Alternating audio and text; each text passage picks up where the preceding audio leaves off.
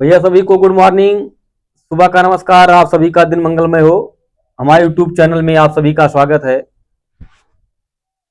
आप स्वस्थ रहें, व्यस्त रहें, मस्त रहें।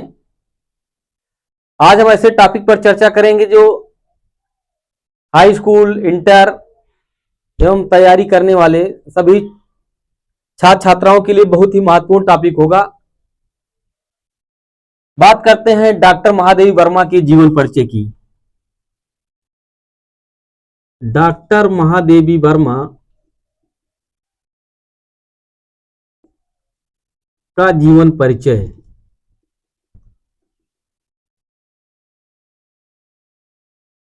बहुत ही महत्वपूर्ण टॉपिक है, क्योंकि प्रतियोगी परीक्षाओं से लेकर के या अन्य परीक्षाओं में यदि हिंदी की बात की जाती है तो उसमें डॉक्टर महादेवी वर्मा का या उनकी रचनाओं का या उनके जन्म के बारे में कहीं न कहीं जिक्र जरूर किया रहता है। तो जन्म की बात करते हैं, देखते हैं इनका जन्म। सबसे पहले देखते हैं जन्म।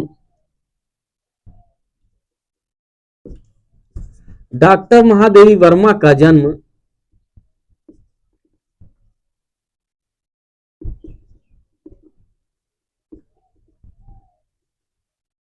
फर्रुखाबाद में हुआ था। यानी कि इनका जन्म फर्रुखाबाद में 26 मार्च 1907 को 26 मार्च 1907 को उत्तर प्रदेश राज्य में हुआ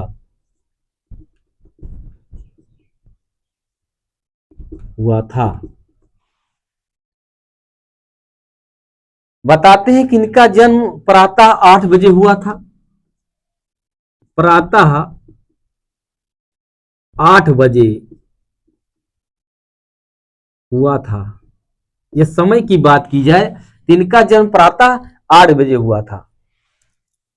महादेवी वर्मा एक प्रसिद्ध भारतीय कवयित्री लेखिका।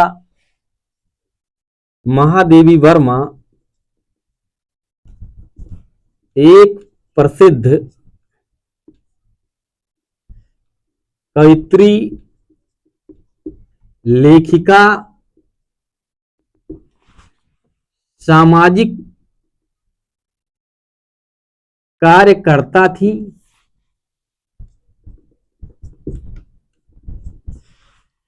सामाजिक कार्यकर्ता थी जिन्हें हिंदी साहित्य में, यानी कि महादेवी वर्मा को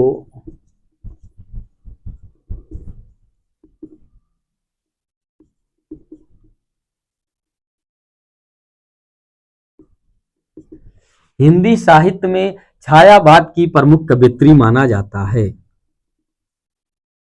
छायावाद की प्रमुख कवयित्री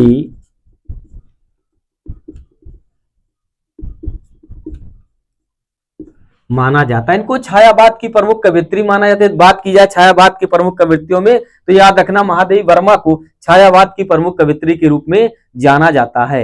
इन्हें आधुनिक मीरा भी कहा जाता था। महादेवी वर्मा को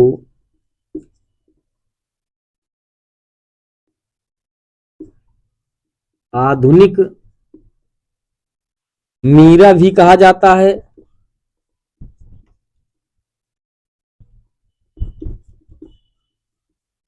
आधुनिक मीरा भी कहा जाता है। महिलाओं की शिक्षा के लिए इन्होंने अपने जीवन का समर्पण किया। महिलाओं की शिक्षा हेतु महिलाओं की शिक्षा हेतु अपने जीवन का समर्पण किया।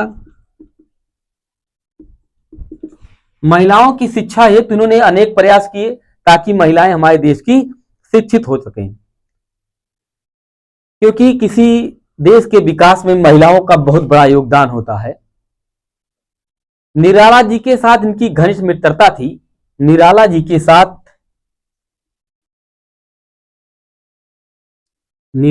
के साथ इनकी घनिष्ठ मित्रता थी। महादेवी वर्मा की निराला जी के साथ बहुत घनिष्ठ मित्रता थी और सामाजिक व राजनीतिक मुद्दों पर उनकी सक्रियता शामिल थी। यानी कि महादेवी वर्मा की निराला जी के साथ सामाजिक व राजनीतिक मुद्दों की बात आती थी तो इनकी सक्रियता शामिल रहती थी। शिक्षा की बात की जाए, यदि इनके शिक्षा की बात की जाए, इनकी प्रारंभिक शिक्षा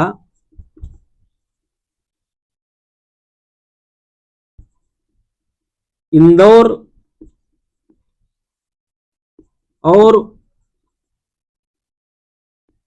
उच्च शिक्षा प्रयागराज, इनकी प्रारंभिक शिक्षा इंदौर और उच्च शिक्षा प्रयागराज महिला विद्यापीठ से प्राप्त की हुई। महिला विद्यापीठ से प्राप्त हुई, जहां पर इन्होंने बाद में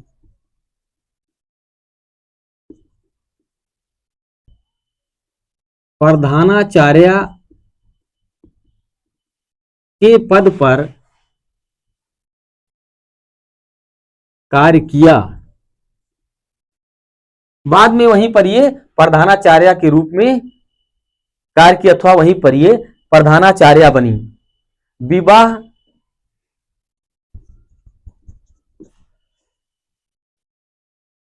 डॉक्टर महादेवी वर्मा का विवाह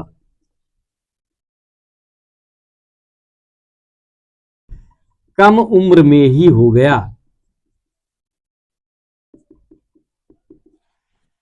कम उम्र में ही इनका विवाह हो गया। इनकी रचनाओं की बात करते हैं। प्रमुख रचनाएं इनकी कौन कौन सी हैं?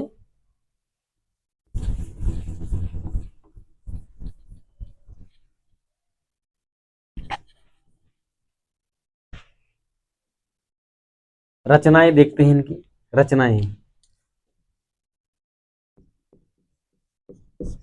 रचनाएं। इन्होंने अनेक रचनाएं की हैं अथवा रचित की हैं। रचनाएं लिखी भी, वो साहित्य लिखा भी है इन्होंने। जैसे देखिए, निहार रश्मि नीरजा, निहार रश्मि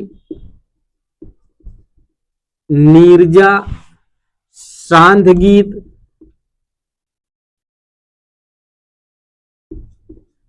दीप शिखा, सांध गीत, दीप शिखा, रेखा चित्र संस्मरण,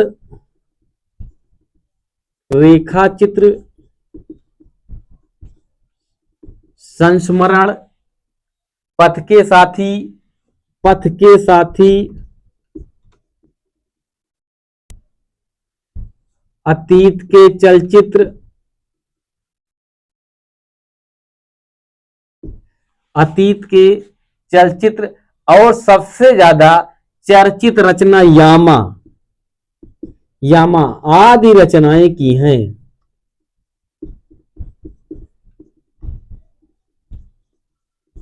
रचनाएं की हैं।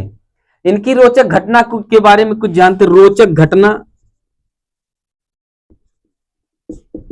रोचक घटनाओं की बात यदि की जाए तो इन्होंने एक सन्यासिनी की तरह जीवन बिताया। एक सन्यासिनी की तरह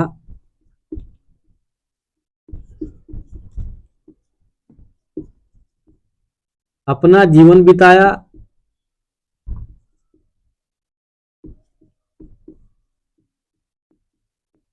एक सन्यासिनी की तरह अपना जीवन बिताया, जिसमें हमेशा सफेद कपड़े पहनती थी, यानी सफेद वस्त्र ही पहनती थी। डॉक्टर महादेवी वर्मा सदैव सफेद वस्त्र ही पहनती थी। ज्यादातर ये सफेद वस्त्र ही धारण करती थी। तकिए पर सोती थी।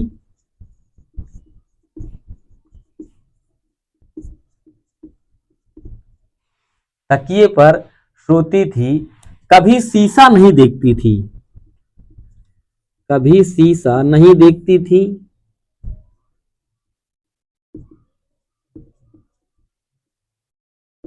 ये कभी शीशा नहीं देखती थी। पालतू जानवरों के प्रति इनका विशेष लगाव था।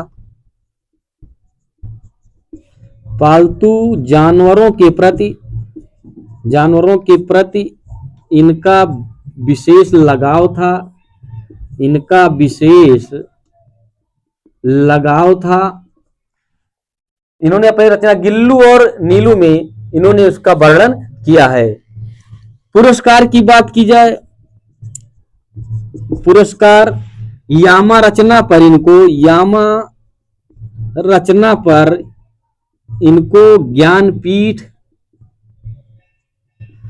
पुरस्कार, यामा रचना पर इनको ज्ञानपीठ पुरस्कार 1982 में मिला। 1982 में मिला। पद्म भूषण 1956 में, पद्म भूषण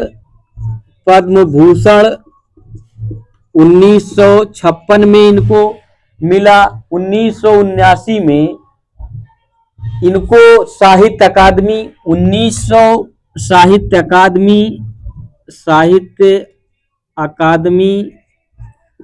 1979 और 1982 में प्रथम भारत भारती, 1982 में ही प्रथम भारत भारती पुरस्कार मिला।